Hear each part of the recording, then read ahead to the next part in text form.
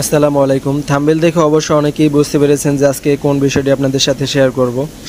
তো যাই হোক, ভিডিওটি খুব সংক্ষেপেই শেষ করার চেষ্টা করব।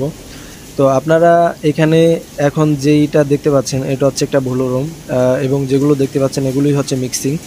তো এই ব্লু রুমের আসলে কাজটা কি, বা ব্লু রুমের মেন বিষয়টা কি? এই ব্লু রুমের কাজ হচ্ছে বাতাসের মাধ্যমে প্রবাহিত করা।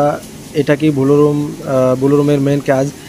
যদি আমি একটু সুন্দরভাবে গুছিয়ে বলতে যাই, সেটা হচ্ছে যে কক্ষে কতগুলো মেশিনের সাহায্য নিয়ে তোলা আসমকে খুলে ক্ষুদ্র ক্ষুদ্র গুচ্ছ আলাদা করা ও আসমকে পরিষ্কার করা, তারপর মিক্সিং ও ব্লেন্ডিং প্রক্রিয়া সম্পন্ন করা এবং বাতাসের প্রবাহের মাধ্যমে এক মেশিন থেকে অন্য মেশিনে স্থানান্তর করে ল্যাপ আকারে পাওয়ার প্রক্রিয়ার যে কক্ষে সম্পন্ন করা হয় তাকে ব্লু রুম বলা হয়। এবং এটার কাজ হচ্ছে মূলত ওপেনিং এবং ক্লিনিং করা, ব্লেন্ডিং এবং মিক্সিং করা, বিটিং এবং ওপেনিং করা, তারপর হচ্ছে ট্রান্সফর্মিং করা এবং ল্যাপ ফার্মিং করা। তো এরপরে এটা পরবর্তী ধাপ হচ্ছে কাটিং। তো এখানে ভিডিওটা খুব কাছ থেকে করা, যার কারণে হয়তো বা আপনাদের বুঝতে কিছুটা সমস্যা হচ্ছে। তারপরও আমি পরবর্তী ভিডিওতে অবশ্যই পুরো ভিডিও ভালোভাবে করার চেষ্টা করব। তো যাই হোক, এটার যদি ফ্লোচার্টটা দেখে থাকেন তাহলে এটার পরবর্তী ধাপ দেখবেন যে কাটিং। তো এই কাটিং মেশিনকে বলা হয় হার্ট অফ স্পিনিং। ইয়ার্ন বা সুতা তৈরির কাটিং মেশিন প্রত্যক্ষ এবং গুরুত্বপূর্ণ ভূমিকা রাখে।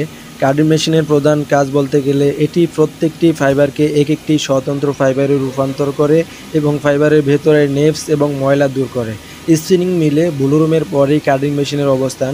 ব্লু রুমের ফাইবারের ভেতরে ময়লা পুরোপুরি পরিষ্কার করতে পারে না, তাই কাটিং মেশিন ব্লু রুম থেকে আসা ফাইবারকে আঁচড়ানোর মাধ্যমে ফাইবারগুলোকে সমান্তরাল একক আঁশের পর্যায়ে নিয়ে আসে এবং এতে ফাইবারের ভেতরের সব ধরনের ছোট বড় ময়লা পরিষ্কার হয়ে যায়।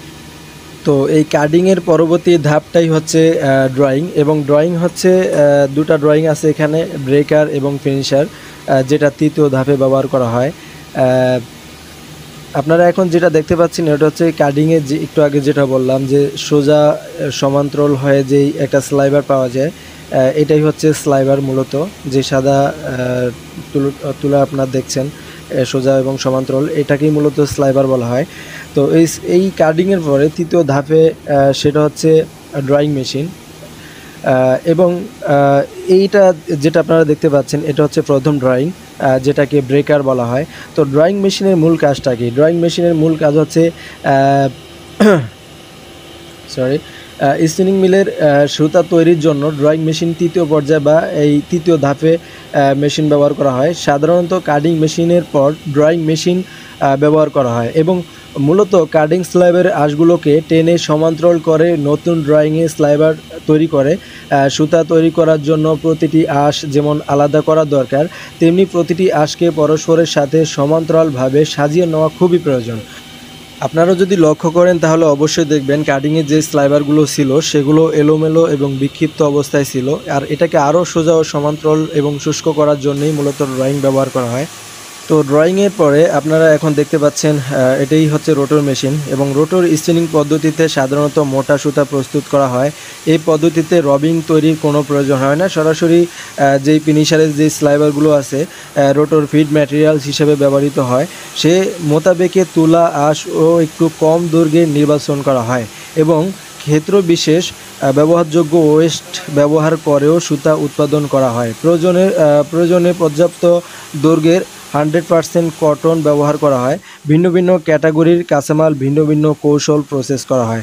তো আপনারা এখন দেখছেন যে একজন অপারেটর কিভাবে তার লাগাচ্ছে, এবং যেটা উপরে দেখতে পাচ্ছেন এটাই মূলত ডফ বা সুতা।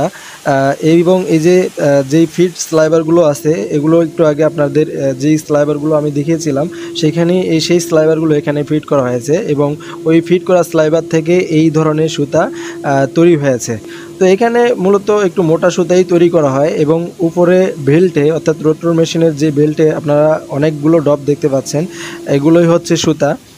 তো এবং এই সুতাগুলো প্রসেস সম্পূর্ণ করার পরে এই বয়লারে এটা হিট করা হয় যাতে আরও নমনীয় হয় এই সুতোগুলো এবং শক্তি গুণগত মান বৃদ্ধি পায়। তো এটা আসলে খুব সংক্ষেপে আলোচনা করা হয়েছে, এগুলো আরও বিস্তারিত আলোচনা করলে হয়তো আপনারা পুরোপুরি ভালোভাবে বুঝতে পারবেন। তো এখানে প্রত্যেকটি ফ্লোচার্টে যেগুলো দেখতে পাচ্ছেন যে ব্লু রুম, ড্রয়িং, প্রথম ড্রয়িং, দ্বিতীয় ড্রয়িং এবং রোটর স্পিনিং, এগুলো সব কয়টা প্রসেস আপনাদেরকে আমি ইতোমধ্যে দেখিয়েছি। যদি তারপরেও আপনাদের মনে হয় যে আরও বিস্তারিত আলোচনা করলে আপনাদের জন্য সুবিধা হবে তাহলে অবশ্যই আমি আলোচনা করার চেষ্টা করব।